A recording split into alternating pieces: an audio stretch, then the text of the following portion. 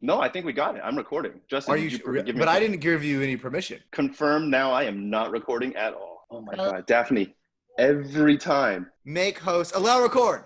All right, and It's really not now I'm intuitive recording also. how they have that set up.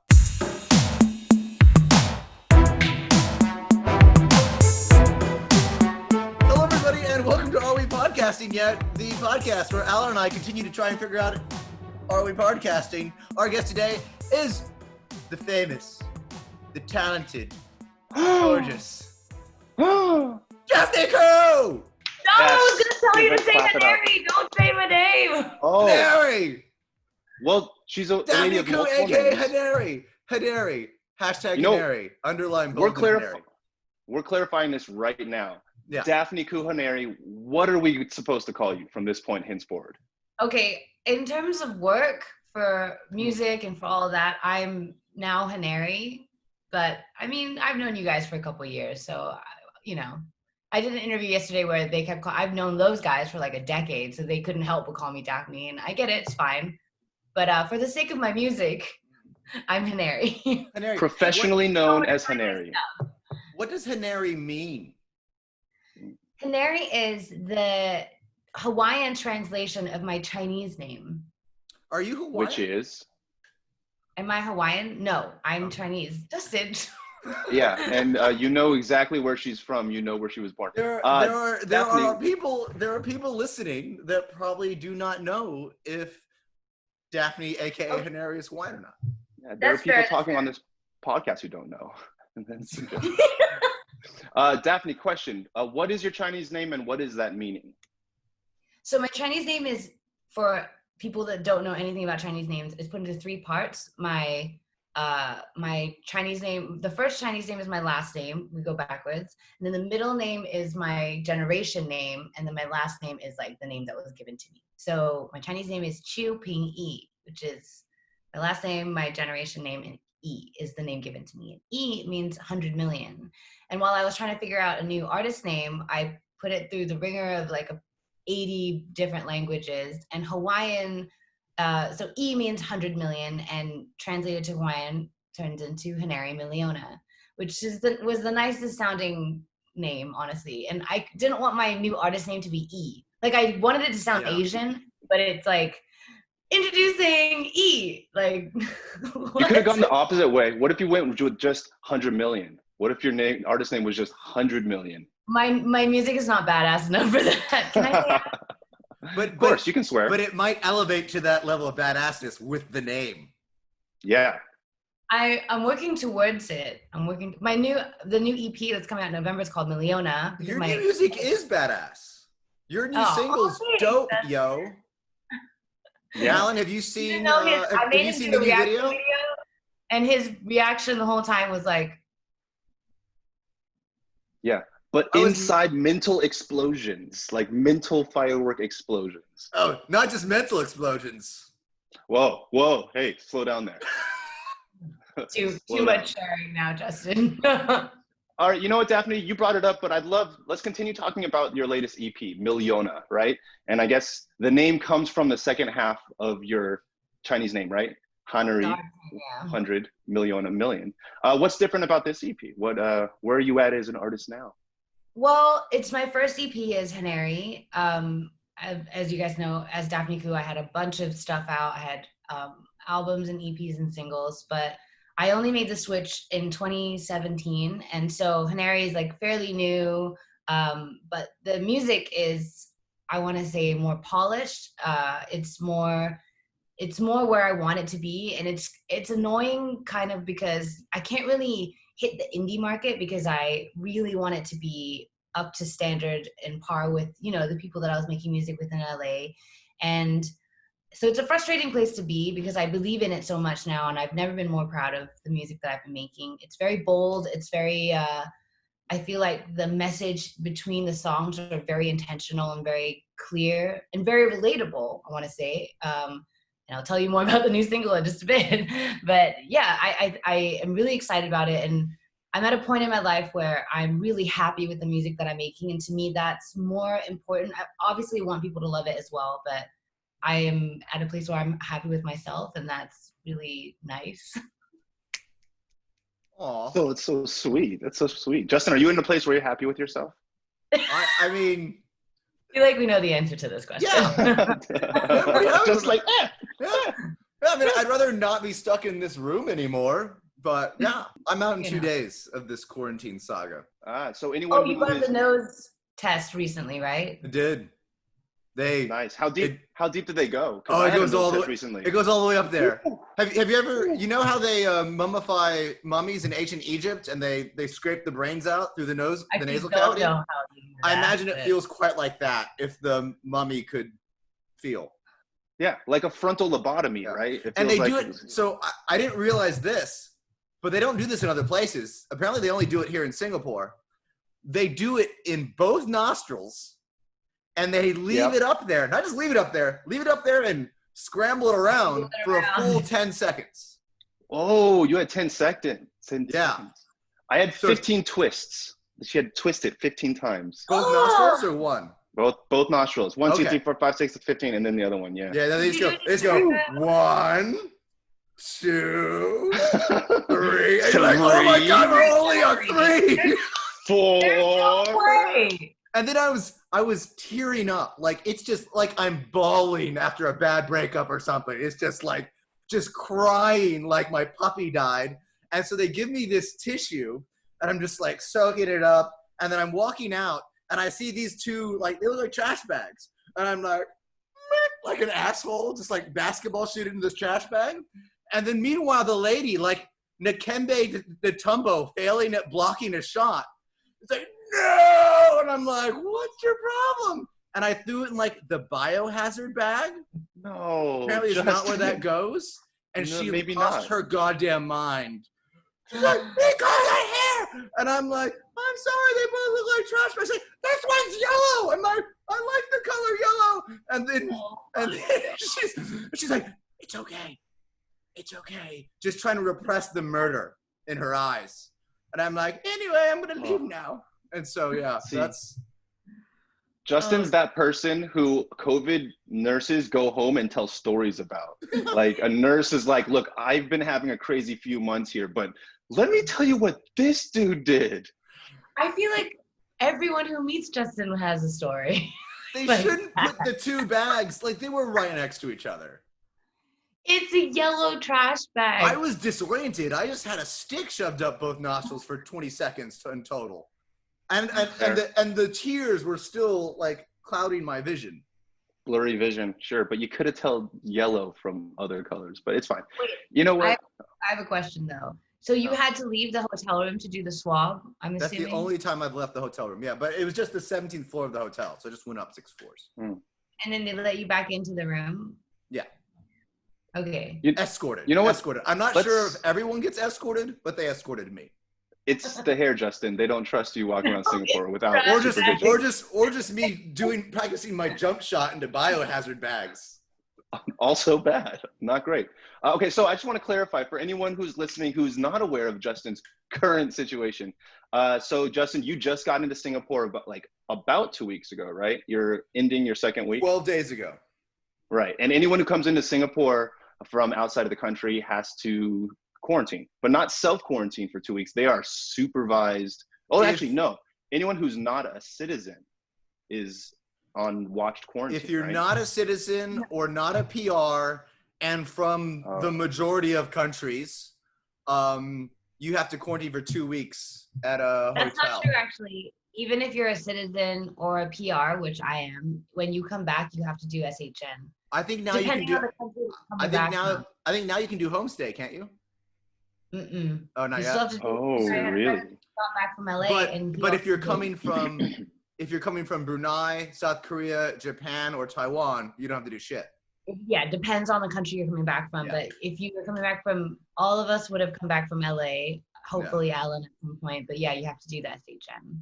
How's it been, Justin? What have been your 3 major activities while being locked in a fancy hotel room?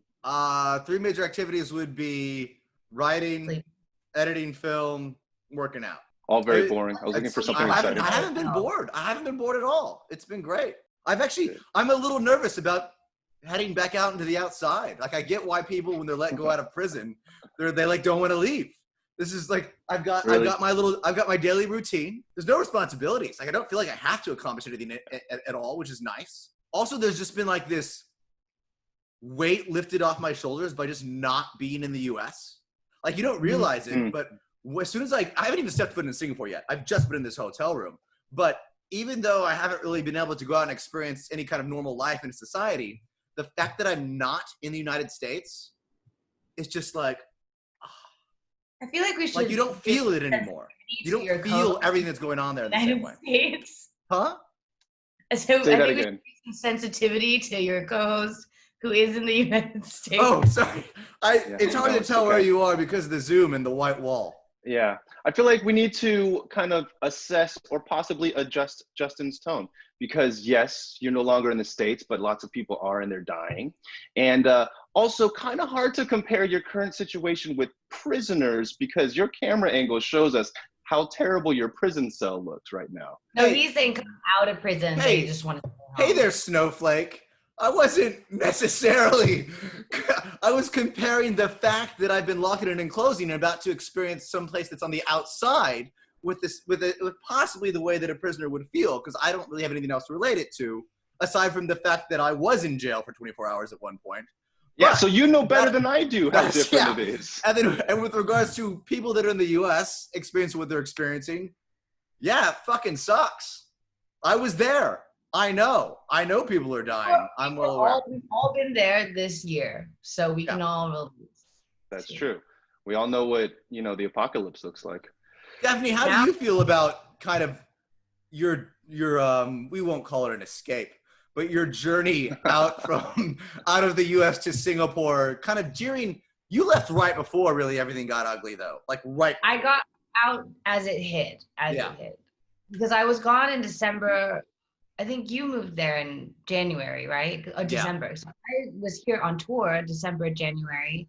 And then I went back in February to get my stuff because I was actually, the universe just like figured it out for me. And it was like, no America anymore, Daphne. You've been there a decade. It's time to go home. So my visa renewal was rejected. And I was like, all right, I guess I gotta go back. And trying to get paperwork for her to come back was a pain in the butt. Like I had to change my flight 3 or 4 times because the flights were getting booked out, or they were really hard to get onto, or they were on airlines that wouldn't take dogs. So it was kind of like it ended up being like a 3-week process from when I was supposed to leave.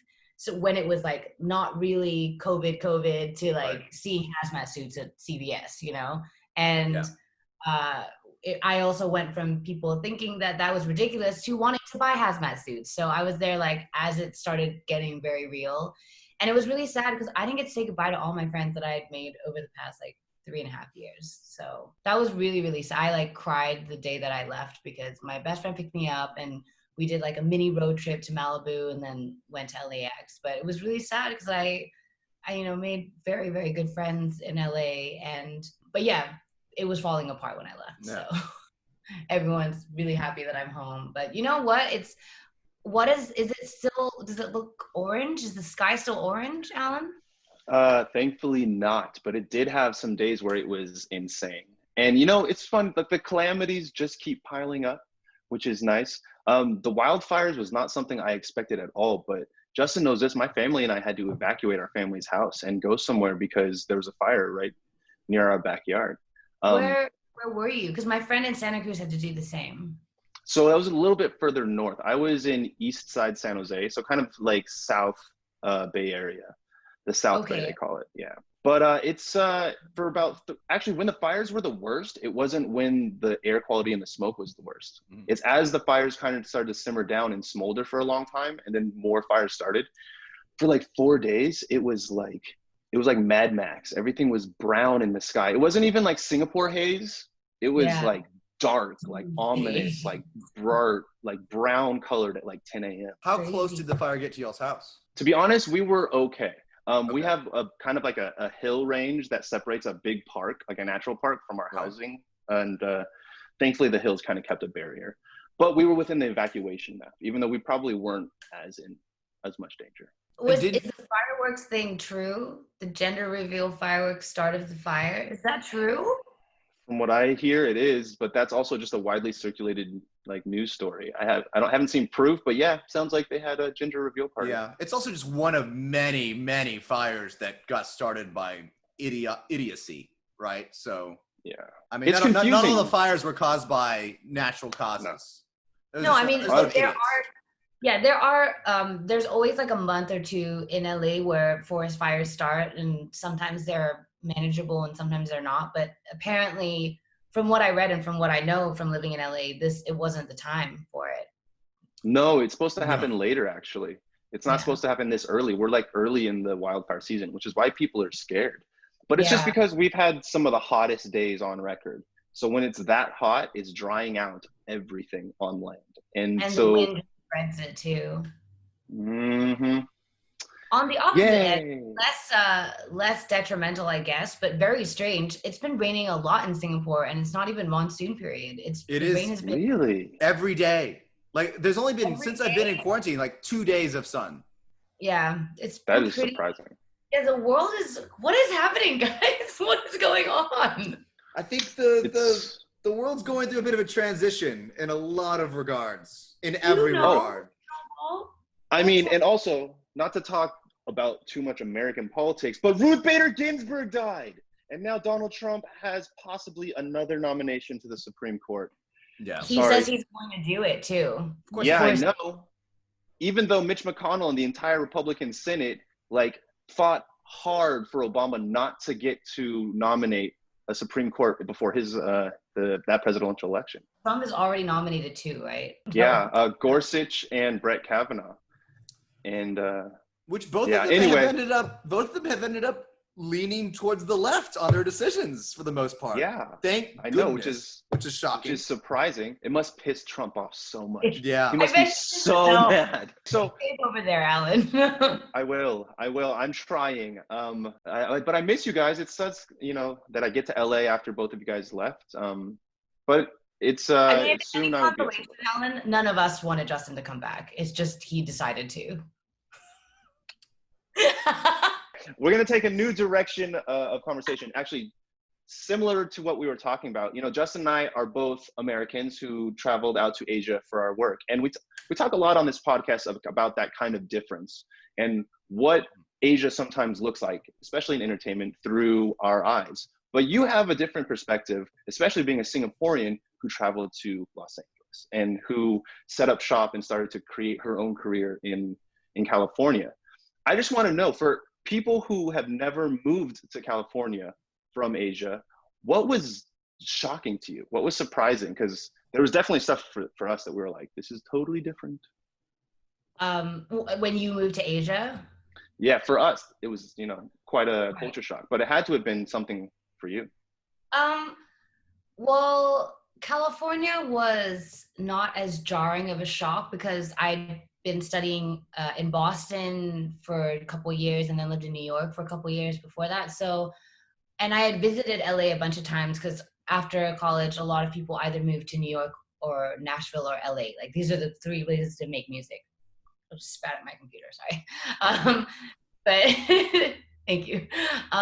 Yeah, so I knew that LA was going to be really daunting because in contrast to Singapore, which I'm sure you guys are aware of, everything's really far away from each other. Very sparse, places are very big. And growing up as a city girl, I wasn't sure if I liked it or if it was really scary, but all I knew is when I lived in Boston and I would go to LA to do sessions and like suss it out, I didn't like it. Mind you, Uber was not a thing then. There was no car services, there was nothing. So I walked a lot. I took the bus and the train and I hated it. I really did. So, but it was a strategic move for me for my career to move to LA. Because I was in Singapore for 2 years. That's where I met you guys a couple of years ago. And then I moved to LA. So that was like in the middle of my 10-year American fiasco. So LA was very daunting, but when I got my car, it totally changed everything. And I fully enjoyed it. I got a dog. I just worked a lot, which is not different from what I was doing before. So yeah. Did you drive in New York? Did you drive in Boston and New York? So No, this is never. this the first? Is this the first city, or LA is the first city that you had your own car driving in? Yeah, yeah. When my parents came to visit, we rented a car when I lived in Boston and New York, and we did like mini road trips. But I never drove then. But I because I love taking public transport. I'm a big Mhm. public transport. Even when I was like at my peak in Singapore, I was still taking the bus. So do you think just kind of being in a different city influences the direction that your music goes? Like, is there a way that I think Singapore influences your music as opposed to Los Angeles, as opposed to Boston or New York? I think it's the resources and who you're around, Yeah. really. And I mean, that's the reason I chose to leave. It's not necessarily because I wanted to be out of Singapore, but it was more of like, I know I can do better. I'm so grateful for the support that I'm getting here, but how can I make it better and bring it back? And it was when I started doing music, everyone had to either sing Chinese and go to Taiwan to like make it so that you have your Stephanie Sons and your JJ Lins. Yeah. But there weren't people going overseas and coming back. I mean, there was a really, really big female artist.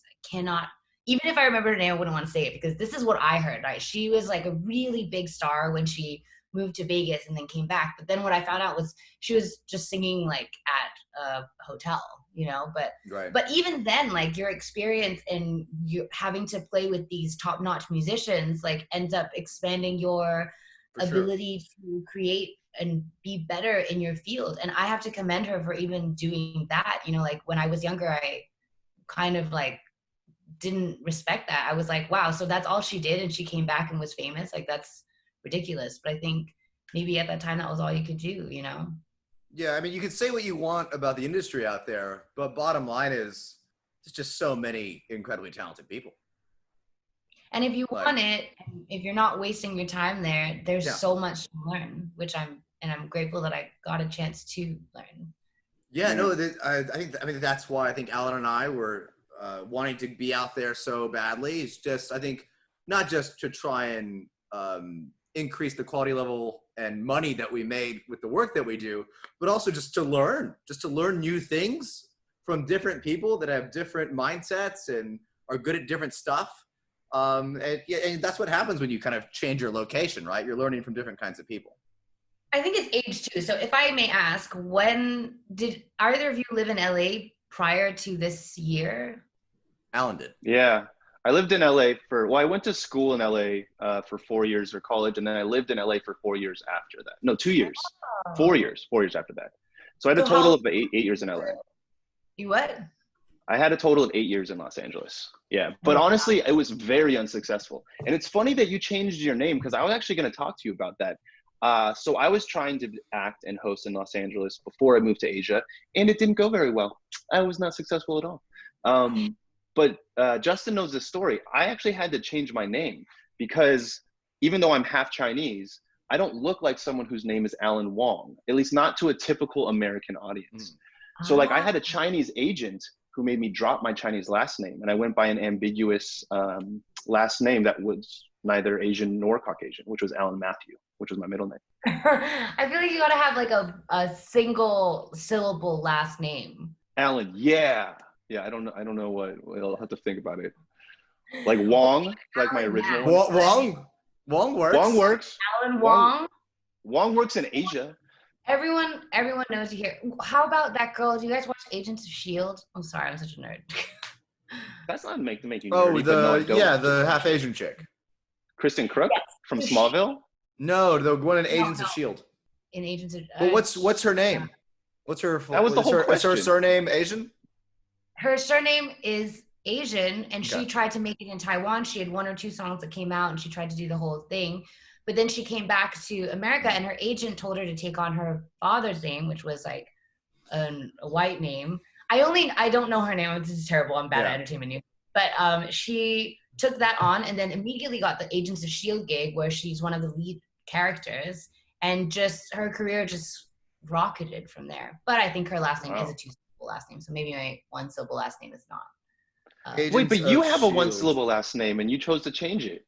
Because my 1-syllable last name is Khoo, which. But it's so cool. It's It's so cool. People mispronounce it. They can't spell it.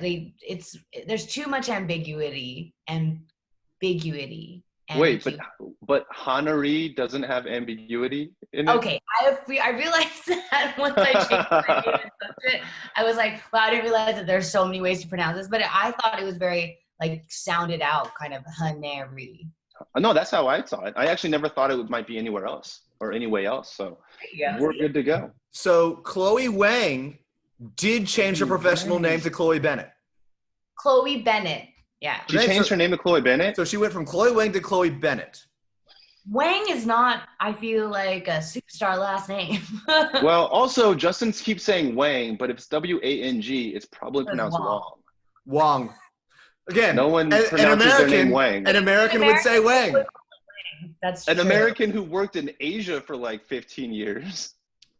I feel like some Asians call it Wang too. No Asian says Wang. Can you say any true. Chinese words, Justin? Sorry? He's Can not you say Chinese, any though. Chinese words? Ni hao. Okay. Shit. Don't know about that, Alan. Come on. Wow, 太棒了.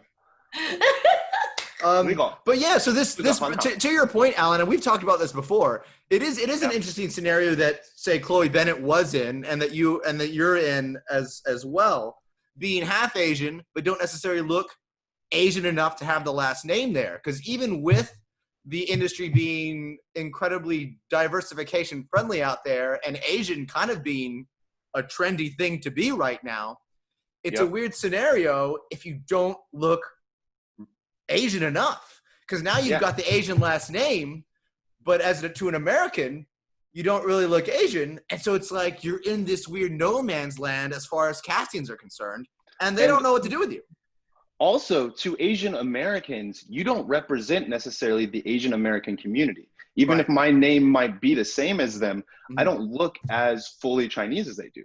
Yeah. But it's so funny because that last name Wong, I think, really helped me work when I was in Asia. Oh, for sure. And while it was a thing that held me back in America, it was something that actually was an added benefit, an unearned benefit in Asia. It's just weird. Mm-hmm. I think everything happens for a reason, you know? So you're there, you changed your name. Wait, your actual name is Alan Wong, right? Yeah, my actual name is Alan Wong. So maybe it's just what was meant to be, you know? Daphne, I got a question, because we're talking about being Asian American and the Asian community within America. And you weren't Asian American, but you have spent quite a bit of time in America, especially in 3 different places where there are Asian American communities. And when you speak English, you almost sound Asian American. So I'm curious, did people think you were an Asian American? Did you have friends that thought you were born here or anything like that? Yes. Actually, fun fact, I'm Australian Asian. Exactly. A different side of the world. But yeah. White on the inside. But yeah, I think it's funny because I did have an opportunity to speak at an American Asian. So someone reached out and then I had a meeting with him and it was for the Asian American community, which I actually, funnily enough, had a Singaporean friend in New York also participate in the whole community. It was like a across America kind of community thing, and they go and do little workshops and forums and stuff once a month. But it was I didn't end up doing it because the meeting ended up being really weird because he wanted me to be more Asian, and I was like. Ooh. I don't understand. And he was so upset that I didn't want to appeal to my Asian community with my music. And I was like, I feel like I shouldn't aim at anyone with my music. I feel like everyone should enjoy it. You know, I shouldn't be out there going like, hi, I'm Chinese. Please support my music more. Thank you so much. 谢谢你们. 大家好. You know, like what? No That's one not has you. to do that. Yeah. Why? How exactly did he want you to be more Asian? He wanted me to be more gun towards my Asian community and saying like, oh, you should appeal to these people first and then everyone else will follow. And I'm an independent artist. I do everything myself down to like graphic design. Sometimes I hire people to do graphic design, but I am in charge of everything. I do the marketing, the PR, everything myself.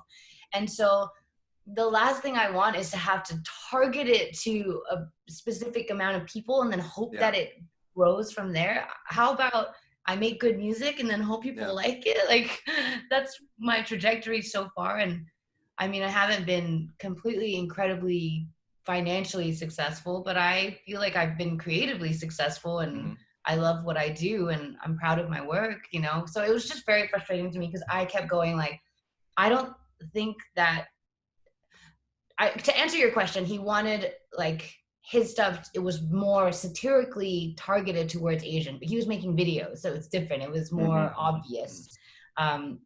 And I wasn't sure how to go about that. And he was like, oh, you should target the Asian festivals and blah, blah. And I was like, I would apply for all the festivals if I could, you know, but I don't, first off, I don't know how to do that. I don't have enough time. Like, I'm just constantly writing all the time and trying to sell stuff so that I can pay my rent and sell music, not stuff. I meant music. And yeah, so it was kind of a frustrating situation. Then from there on, I kind of I didn't avoid the Asian American community, but it is very exclusive. It's not inclusive, if that makes any sense. Not in a bad way. I'm sure when I was like kind of dipping my toes into it, it felt very nice to be in. But I've been I want to say a loner, but also very, like, I have a bunch of friends and many acquaintances and friends in different areas. So to be like, oh, we only hang out with this type of people, I was like, I don't know if I can do that. Like, it is cliquey. That's in Los Angeles. It's because you've got that whole scene. Alan, you know about this whole scene there in LA of all these Asian actors or musicians, and they're all very pro any Asian making it in any way in Hollywood, and that's all they care about. Like, that's it. That's all that matters to them. And they only hang out with Asians that are trying to make it in Hollywood, and that's it. That's their group. That's their comfort zone. So the reason that they maybe they're too much of an extreme, but I have been parts of those communities, and there's a theater called East West Players in Los Angeles, which is specifically an Asian theater troupe. I agree that a lot of the Asian entertainment community is insulated and they look out for each other. But I think one of the reasons that it's come to that is because, as you guys know, representation within American entertainment for specifically Asian males, but also Asian female and Asian males, has been ridiculous. And so I think a lot of them see themselves as ridiculous, as in underrepresented or represented in ridiculous. Do you think that's the case now or in the past? It's getting less so now, but it's still not quite there. I still think it's partially there. I mean, I'd venture to say it's getting pretty damn good now. Oh, it's getting better, but like, at the same time, it's not close. I mean, I'm not saying as an Asian trying to make it in the entertainment industry that you should be content with where it is now. But I think, or you should stop fighting for more representation. But I think you should be pretty happy with the way things are going at this juncture. Don't you think? I completely disagree. No, don't you? Like, you know, the guy from, oh, go ahead. I was gonna say the guy from Hawaii Five-0 had to quit because the Asian actors weren't making the same amount of money as the fellow white actors. Really? Okay, I didn't know this. Oh, it's not even close to being okay yet. Wow. But it's not even just the pay or the way that we're looked at as Asians. And I don't know if this is just what I'm seeing from the outside as an Asian watching American TV. It's that Asian roles are very specific. I don't know why that has to be the case. You know, like it's the same as like black actresses or in theater, they are only asked to sing specific songs when they audition for theatrical roles, because people are accustomed to seeing them in a certain role. And I feel like that is still a misrepresentation and not being able to be seen as an equal, as an actor or as a musician. I feel like that is still the fight that we're trying to have. And how, I mean, for music, it's a little easier because you listen to it. You don't have to watch it to judge it. So I can hide behind animation or whatever for people to just listen. I can just gorillas it up and not be seen as anything but a cartoon character. But I think with acting, it's different because you guys are like cubbyholed into roles. Yeah, and I think, to be fair, go ahead. I was gonna say, not just Asian actors, right? All actors are cubbyholed into roles that fit what they look like. And so it's an issue. It's a visual medium. It's a visual medium. It makes sense. Is it right all the time? No, but does it make sense? And is it right some of the time? Yeah.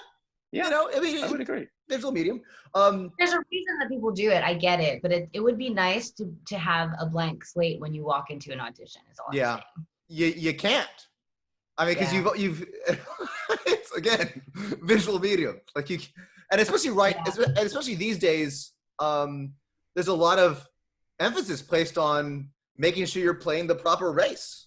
Again, pros and cons to that, because you're not going to get that blank slate when you walk up, because it's been up on your race, because of because of the emphasis on representation and making sure that you know, why isn't an Arabic person playing this role as opposed to a Mexican guy or Indian guy, right? Because it's an Arabic role, right?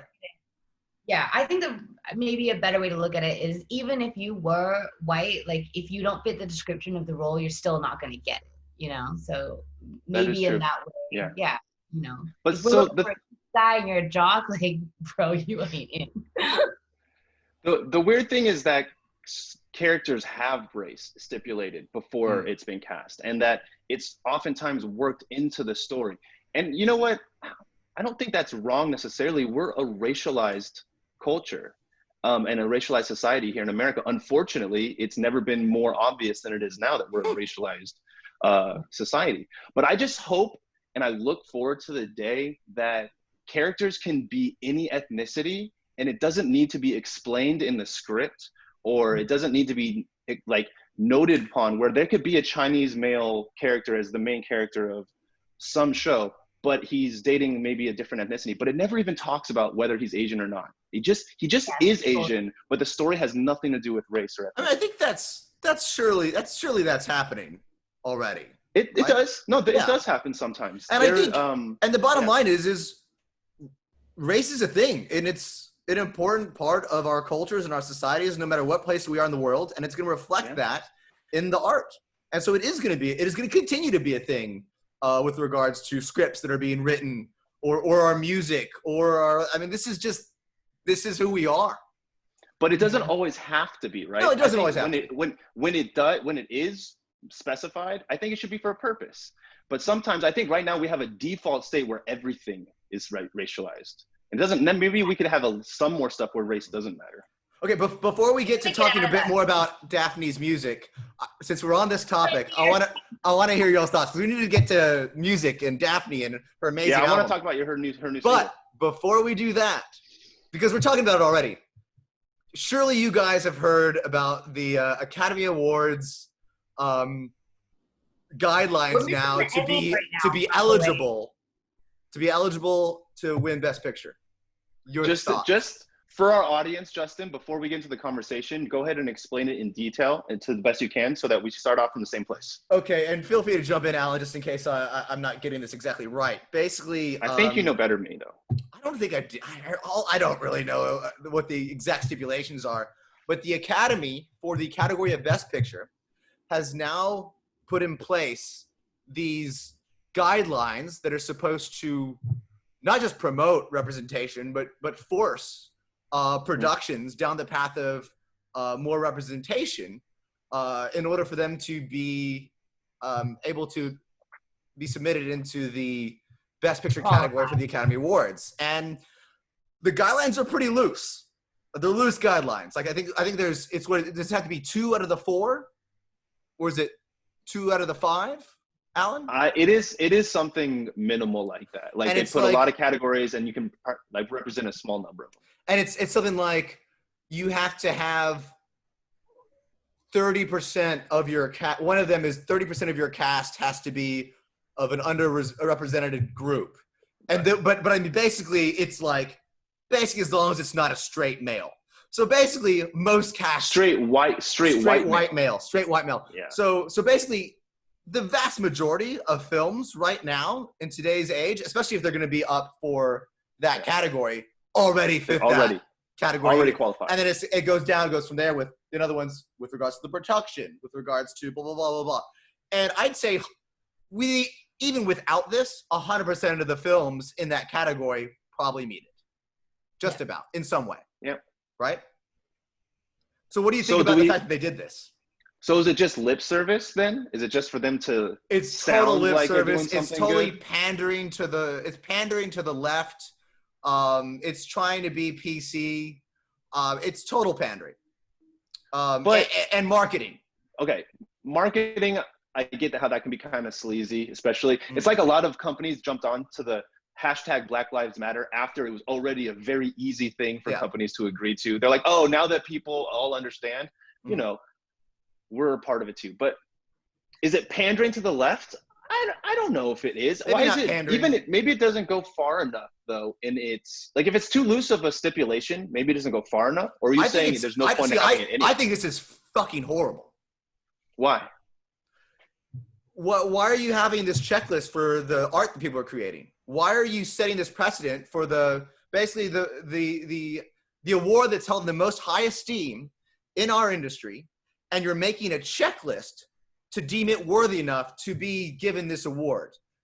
I mean, not based on its artistic merits. I mean, this is an award that already, you look at a lot of the movies that have won already. This checklist has already been put in place, but now they're just making it obvious and forcing people that if they want to be, deemed worthy to follow in line with this.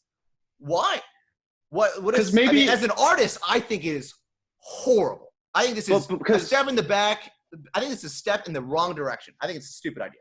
Yeah, but you're too against being PC, Justin. In my personal opinion, you rail on the idea of being. I am against. I'm against being PC when it's stupid. See, and who decides when it's stupid? Justin in a party of one. His subjectivity is what's going to determine what's stupid PC for the rest of the world. What good comes from this? What good comes from this? Wait. I will say fostering diversity and convincing people that diversity is something important to adhere to, and not only adhere to, but commit to. But you can't ram it down people's throat when art is at stake. Why are you so precious of art? It's all art, even if it's been honed. Not if you're not getting to make what you want, what you believe in. Sorry, Daphne, you were saying? I mean, from what you're saying, it sounds political, but I will say that given the platform that it is and how much people respect it and watch it, putting those rules in place, especially if a lot of them already follow those rules, could be a way to get people who are creative and artistic and are incredible at what they do, kind of a challenge, but also to put in place representation that they might not have or thought of before. Even if, because let's say you need 30% of your cast to be a minority or underrepresented group of people, you're probably you can make one background person, I don't know the terms for these, I'm sorry, or like half of your what are they called when you like get paid $50 to stand in the background? The caliber, like background actor is exactly correct. Yeah, you make them a minority, but the fact is that it kind of pushes. I'm trying to be like the devil's advocate for what you're thinking, just to give it maybe a different view.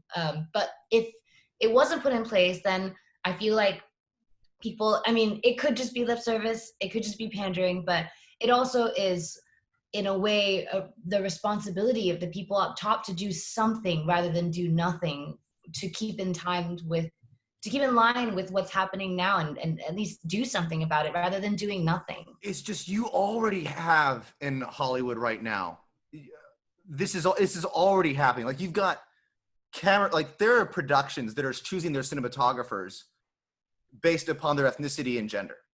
Like, but that's giving them an opportunity, because if not, they might not at all. Justin, why is that wrong? It's happening. What about the best person for the job? But I mean, there's so many amazing. It's good to happen to an extent. It's good to have it to an extent. But I mean, when it's shoved down your throat as a rule, like, it's one thing to. It's not a rule. It's one thing to look for representation. It's illegal to make a movie unless you represent. They're not saying it's illegal to make this. It's the fact that it's the Academy Awards. But the Academy Awards is not meant to. It's still, even though we expect it to be an objective, like force and agent of the people that is publicly owned and therefore can stand for all of our beliefs. It's not. It's a private institution. Let me put it this way. If the Grammys were ever, okay, one nominee has to be from a minority group for best song, for best singer, I would be like, hell yeah, because we get washed out by everyone so it's never going to be a rule, which is fine because the best song should win. But politically, Asian people are never gonna, unless we give them a shit ton of money, it's never gonna happen. I get that. I totally do. And you know, I just don't. I feel like when it comes to the Academy Awards, like this battle's been won. Like look at the as far as the movies that have been nominated for this award in recent history. Winning Oscar So White. Wait, recent history? Have you not heard of the hashtag Oscar So White for the last 3-4 years? But look, like as far as them making this stipulation for this award, like it's been pretty diverse. Maybe it doesn't have any effect that you think it should if they wanted to, and therefore it's stupid. But either way, in my personal opinion, it's standing for something. I don't think it should have more. What side of for this award? I know you don't. For this award, but either whether it has an effect or not, I think it stands for something, and it shows people who don't agree with diversity out there that we do, and that they do, and that's I agree with diversity. I disagree with this stipulation. I think diversity is great. I'm not against diversity. I think there should be more representation. I agree with diversity. I don't agree with the way that it is being funneled down artists' throats in this emblematic award that symbolizes kind of the pinnacle of art in this industry. That's what I don't agree with. I think you're looking too big picture here. I think if you narrow it down, big picture. Sure, but if you're just looking big picture, then you forget all the elements that make up. And Justin, you're someone that does everything. You're an actor, a screenwriter, a director. You can hold a camera. Yeah, you filmed me before. Yeah, you can do everything. So the truth is, unless you're on the ground and understand, and you're in line with, let's say I'm in line with 18 other women. Some are Asian, some are Latina, some are white. And you know what? In terms of skill, we're all here. But the white girl always gets chosen. And I think having a stipulation where I'm saying if all of us have skills that are up to par, that we are all the best people for the job, then having a stipulation state that I get an opportunity because I'm Asian and that actually works in my favor, which it would never in any other circumstance, is maybe the reason that they put these implementations in place. Maybe. I'm just saying that's... I mean, and again, I totally get what you're saying, but I get why there needs to be a fight for more representation. I'm not arguing that. I think it's going very, very well. I think it's going better than Alan does. You're wrong. I mean, but you can't expect it to happen overnight, A. And you can't, if you try and strong arm your way into it, you might end up setting yourself back and pushing other people that would otherwise be a part of your fight out of your zone. You could say the same thing about police brutality and fighting against it right now. You could say, definitely know what? 100%. It's too much. Don't push so far. You're going to offend the other side and it's going to go too far. I think you can't push too far. At some point, you have to force it. So, okay, Justin, I'm not going to be as nice as Daphne is about this, but I'm going to ask you, I'm going to let you rant. I'm actually going to give you an opportunity I'm curious. Don't do it. Okay, go ahead. No, I'm going to give you the opportunity that you deserve to come. No, not yet, because we're going to frame this real quick, because I actually want to know, not even for the podcast, because I love this conversation. This is good stuff. Go ahead. Let me start off, and then you'll know when it's your turn. Okay, Justin. Daphne, thank you so much for allowing this to happen. I want to know, Justin, why you're so against the idea of it being necessary to have a diverse representative project to be considered for the highest, what you consider the highest accolade possible within filmmaking. Okay. Now, I know you said, before you go, you said you don't like the idea of an artist being told what to do and how to make their art, right? Especially, I'm sure that freedom of speech is a very important thing for you. Yes. And so I'm sure that part of this feels like it infringes upon that for you as well. You are limiting a little bit, not massively, freedom, right? But a little bit, yes. Sure, a little bit, right? And you say that you feel as though they're ramrodding or shoving these regulations and restrictions down an artist's throat, and that shouldn't be happening, right? And do I have it right so far? Yeah, let's go with yes. So more so. Okay, so why are you so mad about needing to follow these regulations just to get the very highest accolade, when you could make your movie any way you want to. You could do whatever kind of art you want with whatever type of casting you want to. But if you want to be considered for this one specific really high honor, then you not only have to have great cinematography, you not only have to have great sound editing, you not only have to have great directing, you have to have also very honestly representative cast. Agreed. Like, why can't that also be another strength in your production?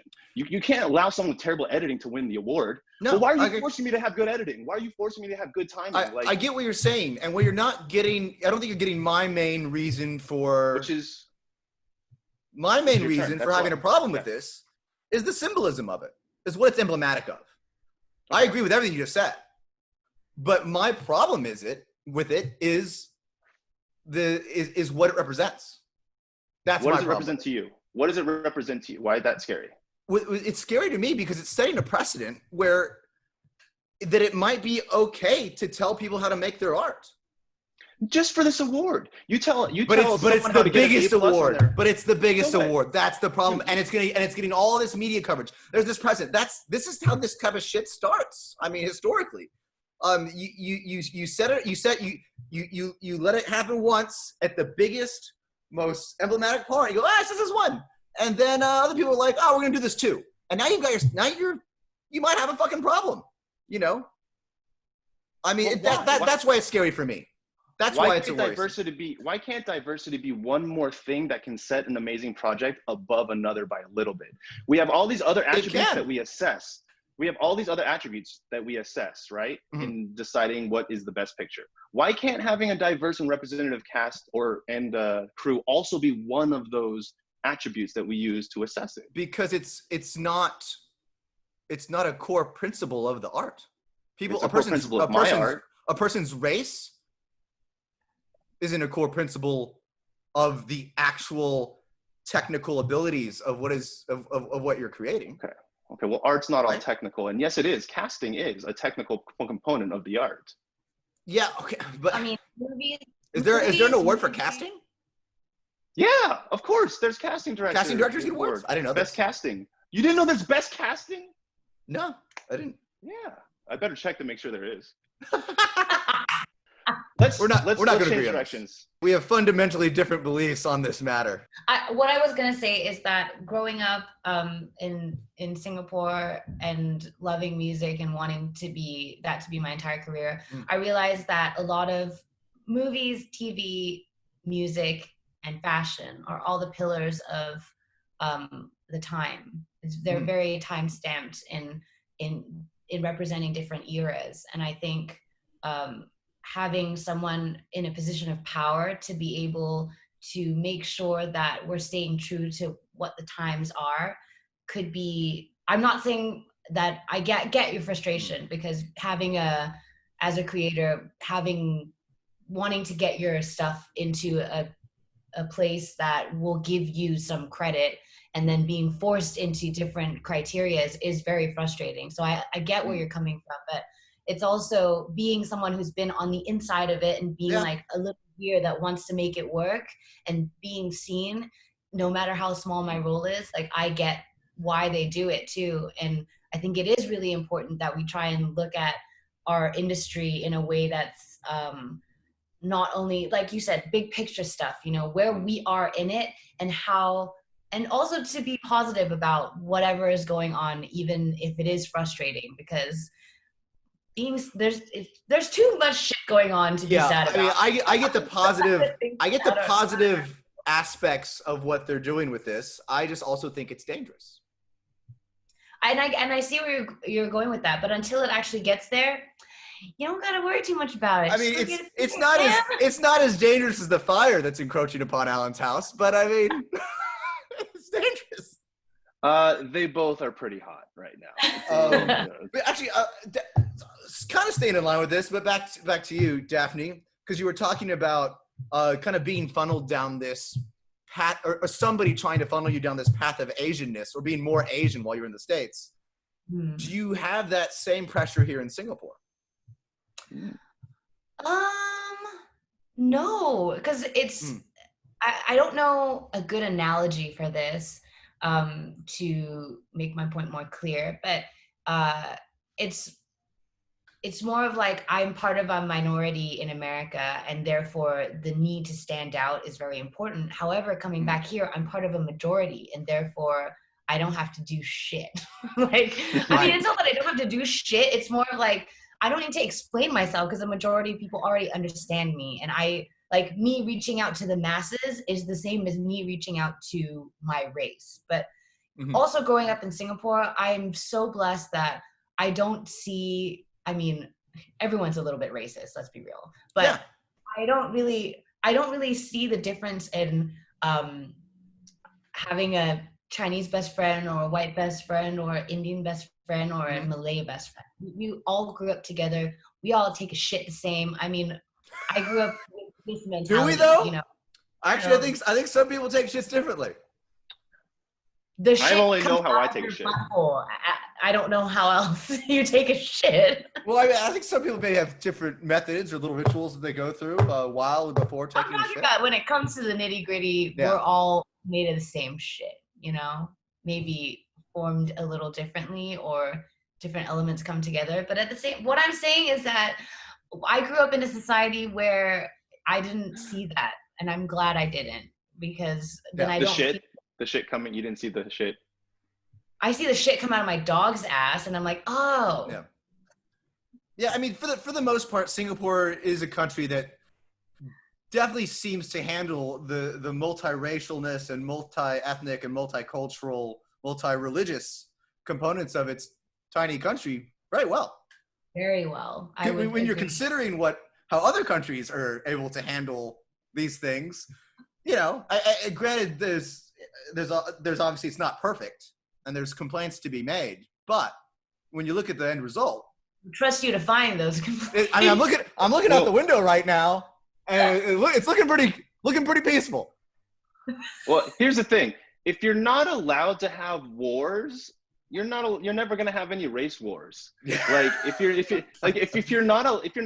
it's illegal to like curse at someone in the street, or if it's illegal to punch someone in the face, then different ethnicities aren't going to get into fights, because no matter what your ethnicity, you're probably going to do. I have a lot to say about this, actually, because I do feel like if I'm on there are so many elements to this conversation, but I will walk you through two levels of it. One, people need to be angry enough to do that and like fuck the rules and start a riot. So people are peaceful enough here that they don't feel the need to do that. So that's a representation of our government. Even if they say you're not allowed to do this, if you were angry enough, you would do it anyway. Let's be real.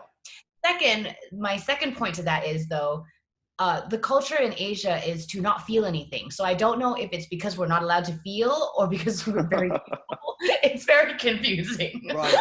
That's my dilemma. I'm here to bring the feels to Asia. I hope. Aww. And you're going to make them feel with your new album that's coming out really soon. Called MIlliona. Tell us about this album. MIlliona. Okay, so the new single that just came out is called Why Didn't You Say So? And I'm starting to do a lot of, I write a lot about my life. And back in the day when I was writing a lot of pop music, I just wanted to write pop music. It wasn't, and I am down to it. I am a songwriter at heart, is what I wanted to say. And I love the idea of, music is the best way that I represent myself. It's the best way I communicate. It's the most honest that I can be. So Haneri is like a representation of that in a very polished package on a very small budget. And Why Didn't You Say So was about, that time where you kind of start dating and then you're not sure if it is what it is or it isn't what it isn't. And if anyone's just like, everyone's just having fun or if it's something else. But it's that point in time where you try to make that decision and no one is happy with it. And then it's like, well, can't we just have a really honest conversation about what it is you want and what it is I want, and then come to a conclusion? But no, it's just this unspoken thing that's like, Justin, you know me long enough to know that I just say how I feel sometimes before I've processed it, but I am just very honest and I let how I process. And I think that's because you know yourself very well, and I think you tried. I think you do, and you probably understand your emotions quicker than your average person, maybe as well. Maybe, but anyway, in this situation, it was not reciprocated, and it was just I just got the backlash of very like someone who was very butthurt, and I was like, why didn't you say so? I mean, we could have had a conversation about this. It could have gone very well. And so this whole song is just basically about that. Is it based on a specific instance and a specific experience, or is it just based on like a collective of stuff? If you listen to the song and listen to the words, it's pretty specific. I want to say it's specific, but it's very relatable, because I feel like, especially in the day of modern dating, everyone wants to have fun, but nobody knows, like, everyone's always in different places in their lives. Sometimes, a lot of the time, I've never wanted to be in a relationship for a big part of my life. And then when I did, I was like, oh no, nobody else wants this either. What do I do? So it was very confusing for me. I was making that transition to like date for fun and then date to, whatever for future, has been a very confusing journey for me. But that's pretty much a lot of what the whole album is about. So your whole album's it's about dating, or the modern relationship, or dating in the modern times. It is about modern relationship. Yeah. I want to say that it's like the Black Mirror of music, but it's not that deep. It's really not. Whoa. Now I'm getting excited. Can I get the album now? Can I get an early pre-released album? Well, I Don't Want to Love You is already out, and I Don't Want to Love You. I feel like every single I've already heard that song 20 times. I need more. You were one of the first people to preview it, actually, at Third and Sixth, like months ago. It's great. I think a year ago, actually. But yeah, and then the next single comes out October 30th. It's called Be the One, and then the last single that is not really a single. It just comes out because it's a 4-song EP. But I feel like every single episode can be tied to kind of like a Black Mirror episode.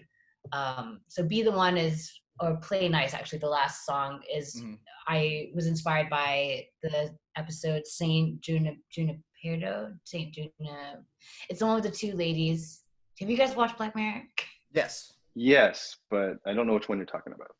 So their minds get implanted into a hard drive where they just live forever, and both of them have wanted to be they're both girls, and they both wanted to love girls in their time and were never able to, but they find themselves in the program and are able to fall in love. Cool. So but the vibe of it is very 80s, very neon, very. Is that the whole album has that vibe? Yes, the whole album is very, very Prince driven, because my producer is a Floridian Prince. No, he's like a Floridian version of Prince, is what I mean. Okay. He's not a Prince in Florida. I was like, are there princes in Florida? I realized how it came out after I said it. So that explains the pants you're wearing in the first music video. Yes. What? There's only one music video. Well, I expect there's going to be more, but the first one. Is there going to be more music videos? I hope so. I shot a half of this with Drew, with my producer, and half of it with Adam on like a $0 budget. So that's what Adam's good for. In roller skates, I'm holding the light myself. Can you see it? Can you see it? Yeah, but it looks great. Adam did a great job. He did an incredible job. He could definitely pull off a second music video. What a reliable. And I'll hold the light this next time. Justin's great at holding lights. That way you can hear the new song. That way you can hear the new song. Is that the only way I get to hear the new song? By holding the light? What did you say, Alan? Sorry. Oh, I said Justin's great at holding lights, so you'd be hard pressed to find a better light holder. I mean, look at those guns. He's steady hands. Steady hands. Wait, so Haneri, tell anyone who's listening, tell our listeners where they can find the song that already just dropped, where they can find your music video, and also where they can look out for the new ones that are going to be coming out. Okay, so you can go to my Instagram. Actually, everything's on my Instagram. I have a Linktree link in my bio that has links to everything. My new single, my new music video that's coming out on Tuesday. I don't know when this is going to air, so the 22nd. Tomorrow. Really? Around then. The day after tomorrow. And I have a mini documentary series actually that I'm putting out supposed to come out today actually, but I'm gonna postpone it because I realize that I have to do a lot more work on everything. So And I'll put links to all of this. Well, I can't put it on Instagram, but I'll put links to all of it on the YouTube it's just channel. at It'll be under ITS. there. All of it. Just send me a list of the links. It just my Instagram link is fine because it's in the bio. No, we need the actual links. Yeah. People don't click twice; they only click once. Yeah, not Bitly links. We need the full URL, the full 75 character URL. Okay. Y'all tell me what you need. I'll get it to you, Stan. But yeah, no, I it's called the mini documentary series is called Making It. It's about seeing if I ever make it. So it's ongoing. But yeah, thanks for having me, guys. This was really fun. Yeah, Daphne's like, I want to end the podcast. Yeah, I was gonna go another hour, but Daphne's like, and I'm out. I thought you asked me for my links because it was ending, and I was like, oh, you should thank everyone. Is there anything else we want to talk about? So much. Up to you. Okay, what do you want to talk about? Me now, really? Yeah. She's like, no, I want to go. Like, I'm put on spot now. I mean, we can talk about. I want to state for the record that this EP was done a year ago, like literally last November. It was done. We toured it December and January. I see. We see Snowball. She's dreaming probably, and it's been a real journey of mine as a pop writer to be able to watch trends and try to follow it and try to create what's coming next. So when this single hadn't come out yet, and then Dua Lipa put out Future Nostalgia, Miley Cyrus put out I want to say the song's called Midnight, but she just put out a retro-ish album single, and it made me feel like, you know, really proud of myself to be able to have caught that curve as an independent artist. I don't have a label, I don't have anyone to guide me with that. But my question here in saying all this, it's not just to pat myself on the back, but it's also to ask if you guys feel like TV and movies have a curve that they follow, or is it something that is like the most innovative thing or the most relatable thing, or like what is it that makes TV or film pop or make it? Is it the times? Is it the content? Is it the actor? Yeah. Or everything? At least, I mean, I don't know how you feel about this, Alan, but as far as me, there's, especially when it comes to more of the heavily funded type productions, there's a curve they're trying to catch. Money, then? Yeah, there's a curve. There's definitely curves they're trying to catch. Things that are hot are hot. People will be like, oh, this is in right now. Let's give this funding and let's make this film now. Whereas another idea might come across somebody's desk and they'll be like, we could have made this 10 years ago, but it's not right for now. Or, we're not ready for this film yet. We're not going to give you the funding. Fortunately, if you're an indie film production and you're not necessarily concerned about the money, you can just pull the trigger. And a lot of times those are the films that end up blazing the trail to what it does end up becoming hit. Much in the same way as music, I imagine. So I found it super interesting, Daphne or Haneri, how you were talking about the predictive element in your music writing and especially in your pop music creation.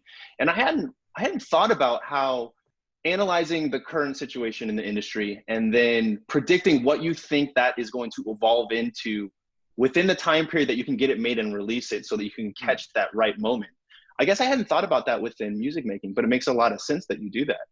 Yeah. I don't know, Justin, what do you think? I guess my instinct would be that it seems like to get a project made, I think that you made a great point, to get a project made and get someone to greenlight it and give you money to make it, it feels like it needs to be of the moment and of the trend and of a certain, because as audiences, for sure, audiences go through periods of digesting specific content. I mean, how long have we been in the superhero? We've been in a superhero trend for how long now, right? Superheroes have always been cool. Not even right? It's become its own genre, and within that genre, it is changing, right? Like, absolutely. Like now you're really getting these dark, kind of methodical, slow-moving type superhero films that aren't very cartoonish or Disney in any way, and they're morphing into this something that's very different. I think it started with that last Wolverine film, really. But I think it's also the advent of streaming technology that's made these like adventure superhero high budget TV shows like a thing because you see it become the quality get better and better and you're watching it on your TV screen, but the money keeps coming in, subscriptions get higher, the better the content. Now we're stuck at home, everyone's watching it, so it's kind of like I feel like money funnels it. But my question, riffing off of what you said, Alan, is if you need money to make something of the moment, then when it finally comes out, isn't it past? So that's a great point. That's why I was going to bring up this next point. I feel, and I'm not sure if you think this, I feel like it's harder to be predictive within a television or filmmaking industry versus music, or maybe people aren't trying to be as predictive.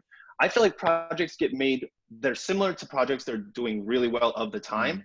But the projects that come out and set the trend within film and television, I feel like those aren't of any trend, that they're like something completely brand new. Think of something like Fleabag.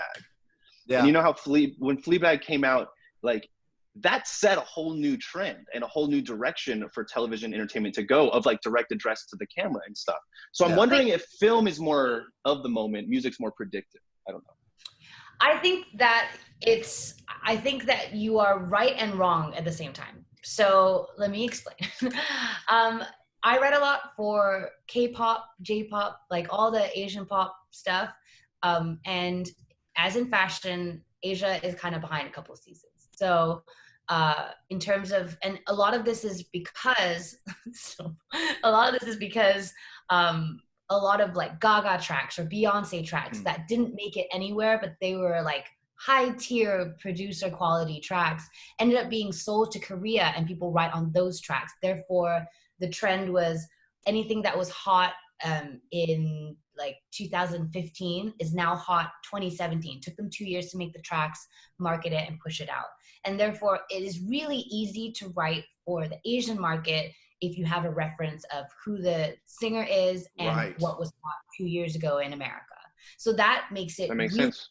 Right for them. Not that I have a bunch of cuts, but I have a few to say that at least I kind of know what I'm doing.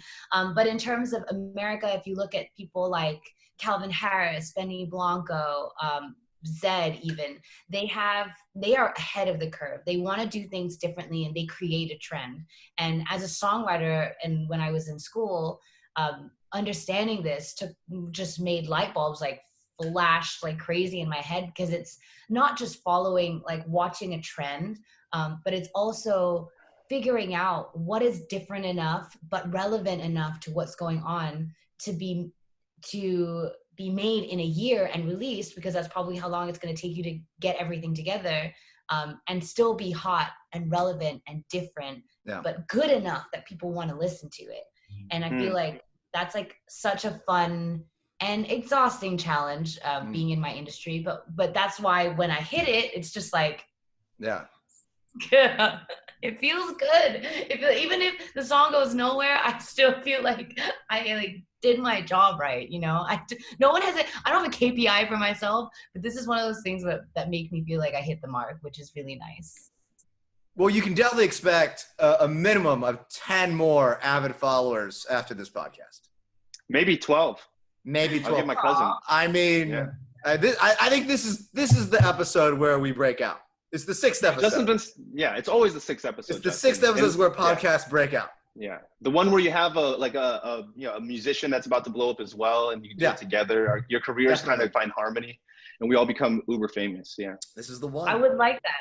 That would be nice. I actually did a collaborative track with 13 other female Southeast Asian artists. It came out on the 11th of September, which I was avoiding putting any music out on that date, but it's for Asia. So but it was all of us coming together to sing on this collaborative track, and all the proceeds go to helping people in the Philippines that are affected by COVID.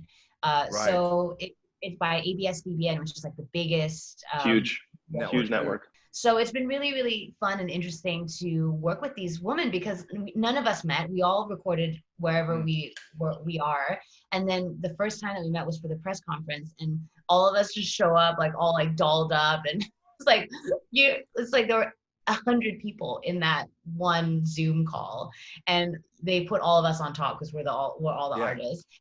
And it was people always say that like female artists are all really catty and stuff, but it was such a wholesome, positive environment where we were all just like, oh my God, I love your hair. Oh my God, like I love your outfit. Your earrings are so cool. And it was just really positive and such a good way to bring music into the world at this point, you know. But the song it's called Heal, and yeah, hopefully it blows up in the Philippines, and then they'll come watch this podcast. That's cool. Here's a question. Do you feel it didn't get catty because it was through Zoom? Like, No, what if y'all had been in person? Okay, here's a very big indication of how I know that all of us are not in it for any kind of gain. Maybe to collaborate with each other or whatever, but I'm probably like the least famous artist that was in that group of people. But these were women that have like over 1 million followers on Instagram. Like they're just so big in their own countries.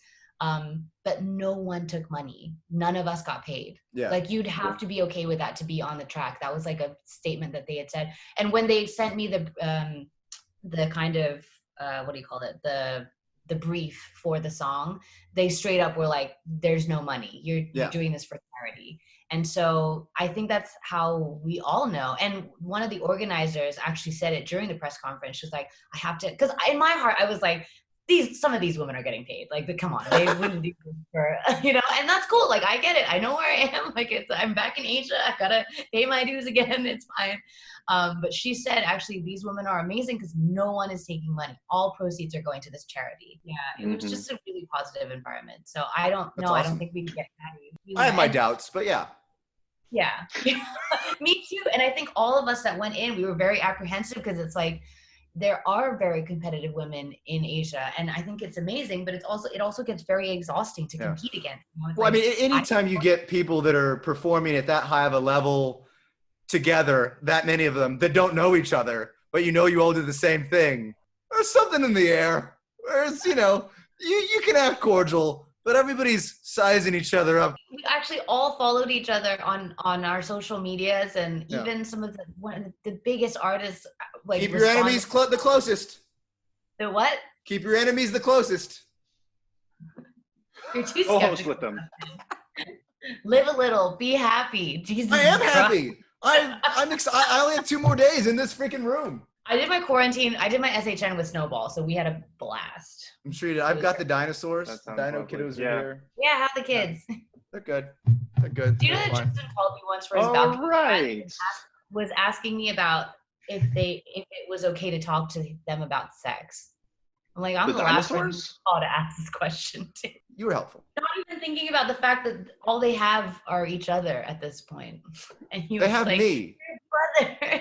Oh yeah. Oh, sexually? Yeah, sexually they're brothers, and they're quite young. Oh my goodness, are we podcasting yet? Yes.